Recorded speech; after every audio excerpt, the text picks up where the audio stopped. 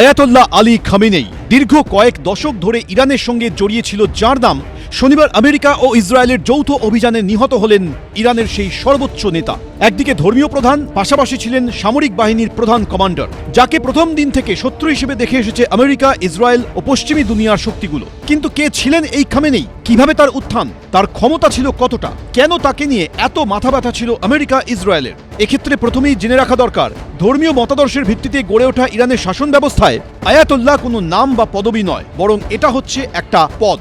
ইরানের supreme leader হলেন আয়াতোল্লাহ। আসলে ইরানে নির্বাচিত প্রেসিডেন্ট থাকলেও গোটা দেশটি পরিচালনা করে একটি কাউন্সিল, আর সেই কাউন্সিলের মাথায় থাকেন আয়াতোল্লাহ। গত প্রায় 3.5 দশক ধরে যে পদে রয়েছেন আয়াতোল্লাহ আলী খামেনেই। ইরানের প্রশাসন, বিচার বিভাগ ও সামরিক বিভাগের সম্পূর্ণ নিয়ন্ত্রণ ছিল তাঁর হাতেই। 1939 সালে উত্তর পশ্চিম ইরানের পবিত্র শহর মশহাদে জন্মগ্রহণ করেন আলী খামেনেই। দ্বিতীয় বিশ্বযুদ্ধের পরবর্তীকালে যখন আমেরিকা ও রাশিয়ার ঠান্ডা যুদ্ধ চলছে, তখন ইরানে আমেরিকার প্রভাব ছিল যথেষ্ট, যার শুরুটা হয়েছিল 1953 সালে। তখন তেল শিল্পের জাতীয়করণ করেন তৎকালীন প্রধানমন্ত্রী মোহাম্মদ মোসাদ্দেক, যা ভালোভাবে নেয়নি আমেরিকা। পরবর্তীকালে আমেরিকার সহায়তায় মোসাদ্দেককে সরিয়ে ক্ষমতায় আসেন মোহাম্মদ রেজা পাহলভি, যিনি আমেরিকা ঘনিষ্ঠ ছিলেন। ইসরায়েলও তখন ছিল ইরানের বন্ধু রাষ্ট্র। ইরানে সেই সময় শাহ বংশের রাজত্ব ছিল।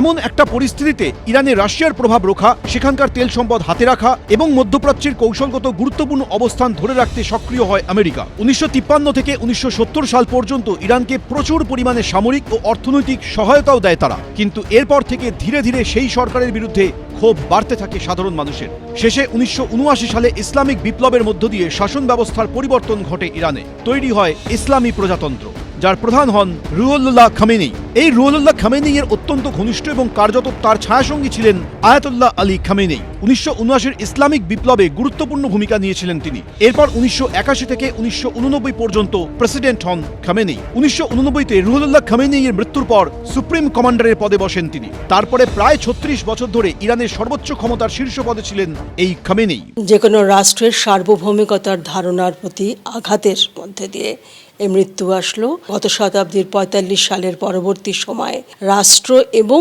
আন্তর্জাতিক সম্পর্কগুলোর ক্ষেত্রে একটা গড়ে ওঠা প্রথা বলুন, নিয়ম বলুন, সেটার প্রতি বারংবার ধাক্কা। শনিবার সকালে সেই খামেনেই আমেরিকা ও ইসরায়েলের যৌথ আক্রমণে নিহত হয়েছেন। খামেনেই শীর্ষ ক্ষমতায় বসার পর থেকেই ইরানের বন্ধু রাষ্ট্র থেকে আমেরিকা পরিণত হয় শত্রু রাষ্ট্রে। ইসরায়েলকেও একেবারে শত্রু হিসেবে ঘোষণা করেছিলেন খামেনেই। ফলে আমেরিকা সহ পশ্চিমী দুনিয়ার কড়া নিষেধাজ্ঞার মুখে পড়তে হয় ইরানকে। কিন্তু রক্তচক্ষুর মুখে দমানো যায়নি আয়াতোল্লাহ আলী খামেনেইকে। তার নেতৃত্বে গড়ে উঠেছিল ইসলামিক রেভলিউশনারি গার্ড কর্পস বা IRGC। আধুনিক সমরাস্ত্র ভান্ডার গড়ে তুলেছিলেন তিনি।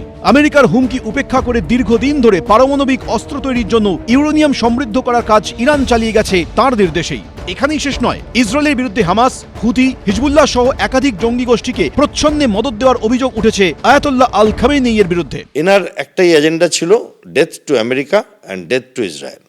এই এজেন্ডা, এই ঘৃণার রাজনীতি করেই ইনি এসেছেন।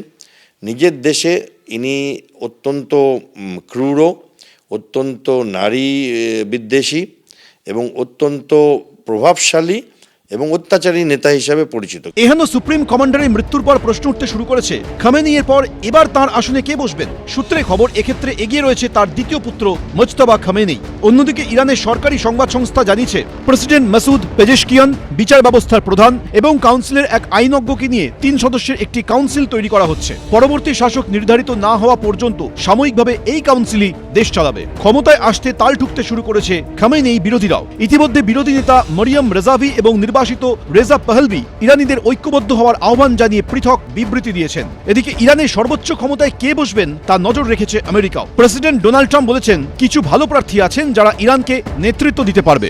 সন্দীপ সরকার, ABP আনন্দ। ABP আনন্দ, এগিয়ে থাকে, এগিয়ে রাখে।